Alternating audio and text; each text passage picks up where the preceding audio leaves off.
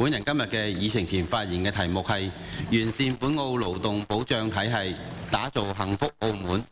過去特區政府喺完善勞動保障方面持續努力，推動多項政策落地，逐步優化本地勞動權益保障體系。現時正在修改勞動關係法，展開公開諮詢。呢個係回應社會發展嘅需求，持續完善勞動基準嘅重要一步。呢個亦係回應咗勞工界長期倡議延長產假同埋優化年假制度，完善勞動保障，促進工作生活平衡嘅訴求。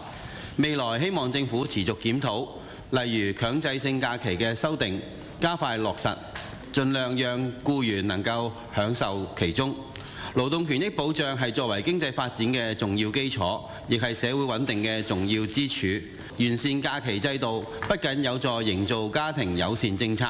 支持婦幼發展，還能夠提升僱員嘅身心健康，亦能夠協助企業建立穩定嘅勞動隊伍，長遠增強整體競爭力。勞資關係從來都不是零和關係，而係命運共同體。唯有喺保障合理權益嘅同時，兼顧企業嘅承受能力，先至能夠推動社會整體可持續發展。國家15/5規劃將進一步規範休息休假制度，推動落實法定假期，旨在提升勞動環境嚟增加僱員生活同埋勞動嘅質量。因此，構建更完善嘅權益保障體系已經係國家規劃上面嘅一大舉措。喺本澳推動經濟適度發展嘅過程中，持續建立穩定且具有吸引力嘅勞動權益保障制度尤其關鍵。而提升治理效能，亦需要持續優化勞動法律體系，增強制度前瞻性同埋精準度。故此，希望透過強化勞動權益保障，讓居民共享發展嘅成果，增強社會嘅向心力，先至係維護社會穩定同埋推動幸福澳門嘅堅實基石。